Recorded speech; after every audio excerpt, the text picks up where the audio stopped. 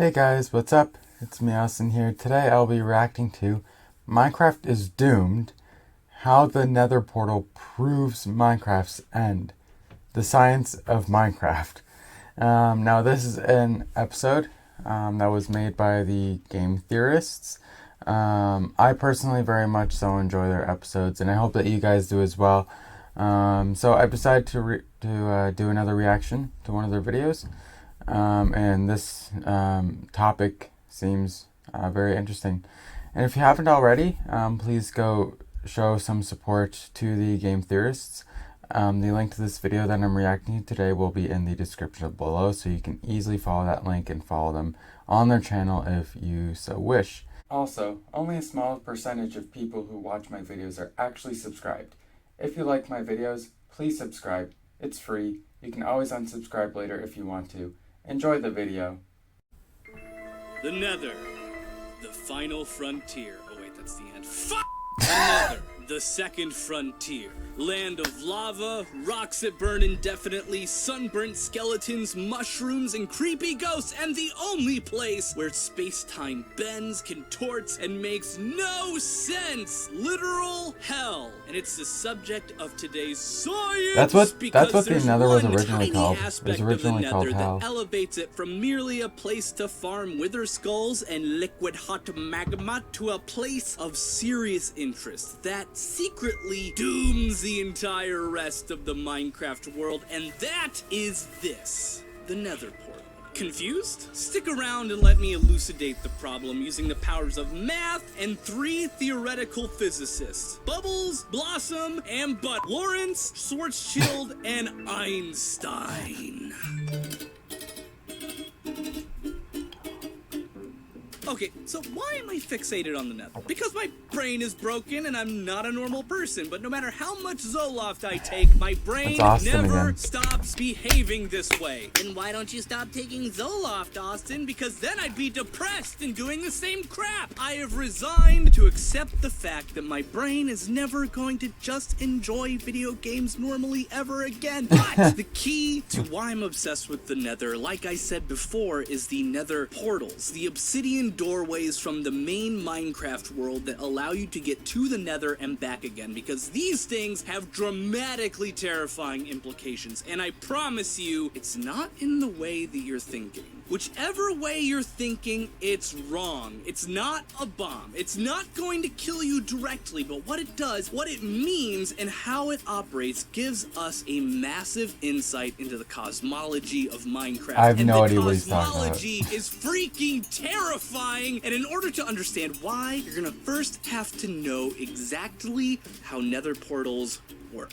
Nether portals are made from either obsidian you've mined, or they can be cast from lava directly. They frame a 2-block by 3-block window, and if you're a loser, you can omit the corners, but I hate the way that looks, so I always take the time to harvest enough obsidian to make the full rectangle. Then all you need to do is light a fire, and bam! Doorway to another time and place opens up before your very eyes. Pretty standard stuff. The cool part comes from the Nether's ability to act as a nexus of fast travel, because it turns out that every single block you travel in the Nether translates into 8 blocks traveled in the Minecraft overworld. Meaning, if you travel a mere 100 blocks in the Nether and build a new portal, it'll spawn 800 blocks further in the same direction, allowing you to travel vast distances in 1/8 the time it would ordinarily take you. And it's this fact alone that utterly and completely dooms the Minecraft world, because the only way to make 8 meters in one place equal 1 meter somewhere else, the only way to make that happen is to stretch space-time, which requires one thing: energy. And trust me, it takes a lot of energy. Alrighty. We'll get to that money shot later. First, I have to explain a few things, like what the heck I even mean, why, how, and what makes this an utterly terrifying proposition with disastrous implications, because I have the sense that some of you are like, so you can make Stargates, so what? But by the time we're done with this episode, you'll not only understand what makes this reality of the cosmology of the Minecraft world utterly horrifying, but you'll also understand Einstein's theories of general and special relativity a hell hell of a lot better. Okay, the basics. For our purposes here today, light is a wave. For a long time, we thought that it behaved like all other objects and that its velocity was variable depending upon the speed of the observer, but it turns out no. Light always travels at the same speed from all frames of reference, no matter whether you're traveling toward where it emits from, or away from where it emits from, or bisecting where it emits from. Discovering this had all sorts of weird implications for science. Implications everyone ignored except for one dude named Albert Einstein, who was like, hey, what if we didn't though? And while trying to explain how light could move the same speed across all reference frames, he came up with a whole new field of theoretical physics, general and special relativity. These theories actually fixed a lot of problems for us, but they also suggested that time would be experienced differently between two observers depending upon, well, basically two things, speed and gravity, or more specifically, speed and mass. Gravity just so happens to be an interesting consequence of something that has a lot of mass bending space-time around itself. Yep. Einstein proved that time is flexible, but that it also is directly linked to space and the curve thereof. Curve space, and you also stretch time, and vice versa. And all of this applies to Minecraft because we're going to use two different, albeit similar, formulas to calculate the space-time curvature of the Nether that would cause it to be running 8 seconds faster than the Minecraft world. And finally, to prove that each and every single Minecraft world you create is utterly and completely doomed. Okay, yeah, that actually makes a lot of sense. The larger the mass, the larger the time is stretched. That makes a lot of sense. That explains why, sometimes I just get curious about different things in space and all that. And occasionally, just because I'm interested, I know that 1 year on Earth is 365 days, right? However, depending on the mass of the planet, a year is either longer or shorter than 1 year would be on Earth. Which is very interesting. I didn't actually know that was the cause of it, though.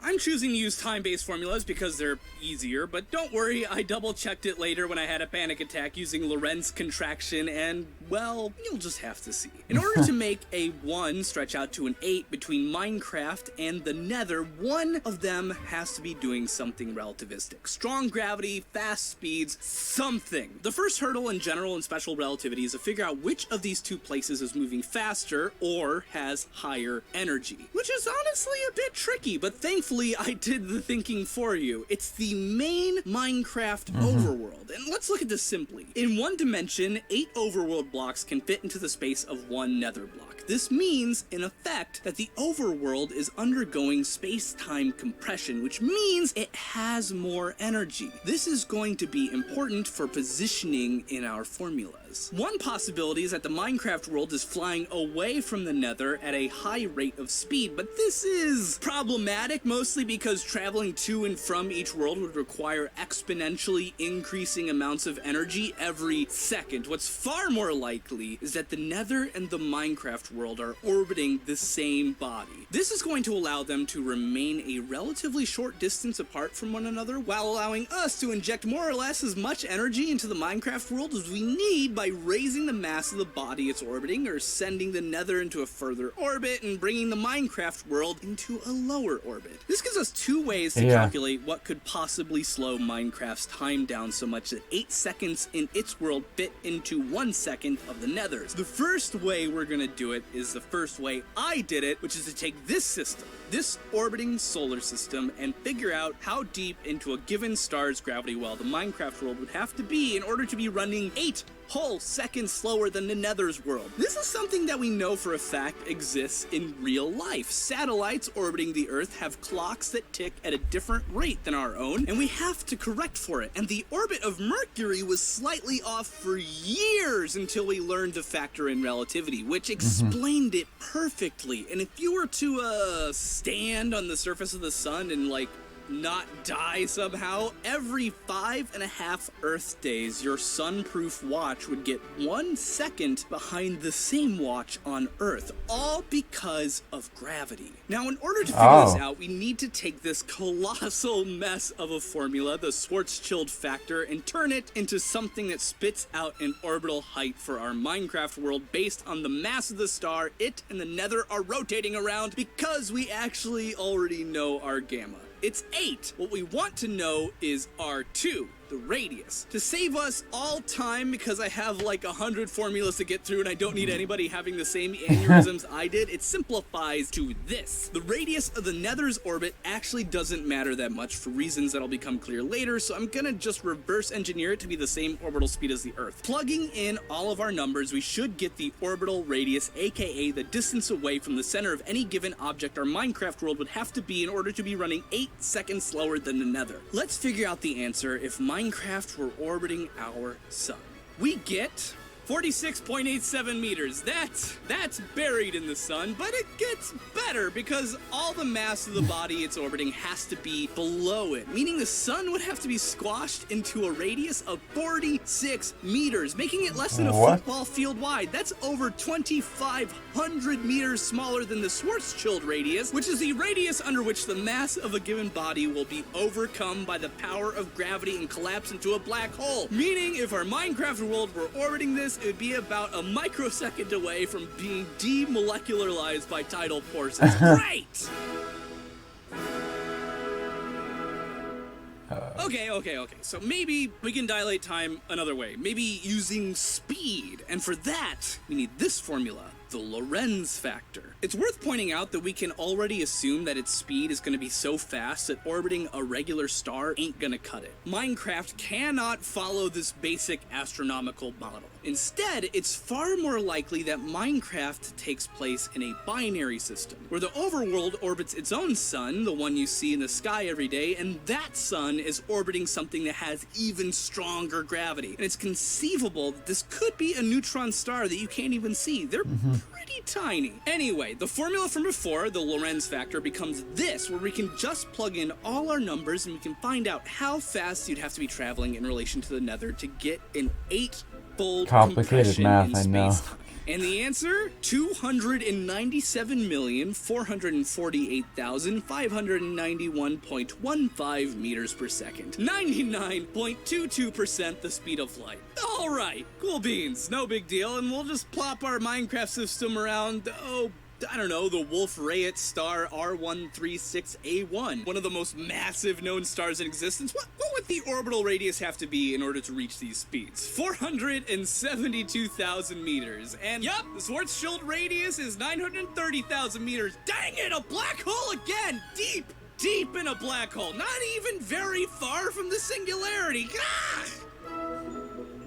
Okay, fine, alright, okay, we're good, fine. So Minecraft is orbiting a star that's falling toward a black hole at a high fraction of the speed of light, and the Nether is out here somewhere. Okay, alright, let's just accept this as a given, that in order for space-time to compress this much, you have to be past the point of no return. And in a massive enough black hole, you wouldn't necessarily die right away, since the curve of space-time before the singularity would be pretty gradual. It would just be steep enough that light can't escape. And, I can work with this. But herein becomes the crux of the problem. How is the Nether portal even getting there? It could be a wormhole. Bending space-time is a perfectly legitimate way to move to and past the Schwarzschild radius if you could actually manage to pull it off. The issue is the total amount of energy this would take. Remember, in order for each second in the Nether to be worth 1 second in the regular overworld, the overworld has to be traveling at 99.22% the speed of light, which means you, in effect, really have fast to reach that speed. Well, sort of. At these speeds, energy becomes a lot more, indistinguishable from speed itself. And anyway, here we can use Einstein's famous E=mc² formula to figure out exactly how much energy it would take to transport you from Minecraft to the Nether. But we're gonna actually have to use the whole thing, the part that uses momentum. E²=mc² plus pc², which becomes E=mc² plus the square root of p times c. This is how we find p, plug in our numbers, and bam! 5.39 exajoules, which is equivalent to 1,288 megatons of TNT. Enough power to power South Korea for an entire year, and energy equal to, no joke, detonating every single nuclear bomb on Earth simultaneously. Wow. This is per trip to and from the Nether. Can you even imagine? Each Nether portal should be utterly melting the world every time you use it, unless it is perfectly designed to use energy and not waste anything as heat or kinetic energy or anything. And that's like per second, since the Nether portal is always open once you make it. The power requirements of this thing are astronomical. But if somehow the Nether portal doesn't obliterate the world like a Death Star, you may have noticed there's a slight problem of Minecraft's world having to be literally in a freaking black hole. What the heck do we even do about this? It can't orbit the singularity. Once you're past the Schwarzschild radius, there's no more orbiting to be done. Right at the radius, the orbital speed is the speed of light. So while the Minecraft world would delay its impact slightly by moving sideways at a fraction of c, it's going to eventually hit the singularity. If we say that Minecraft's overworld and sun are within the universe's largest known black hole, TON 618, which clocks in at 66 billion times the mass of our own sun, at these speeds, the clock is ticking. On the Minecraft world, given this speed at this height, you've got like tops 92 Earth hours, or maybe about 4 days until you're ripped apart by violent gravitational tidal forces. And before you've even reached that point, the gravity from the black hole will start bending the life-giving light given by the sun away from the planet, eventually making the planet go dark. Don't worry about freezing to death though, because minutes later, the last thing you'll see before you die is the Earth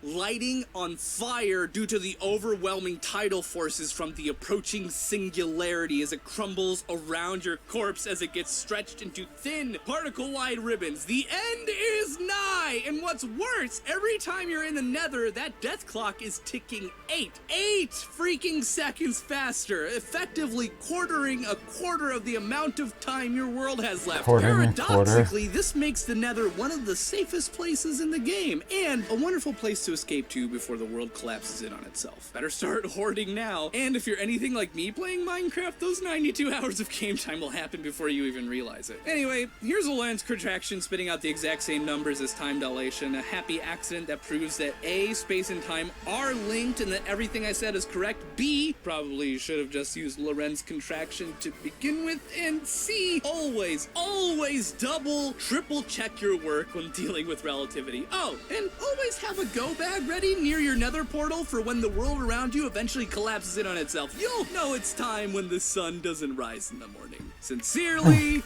Austin. What an episode.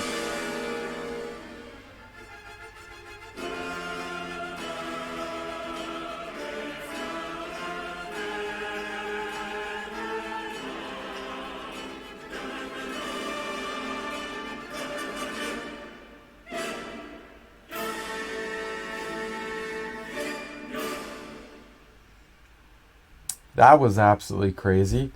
Okay.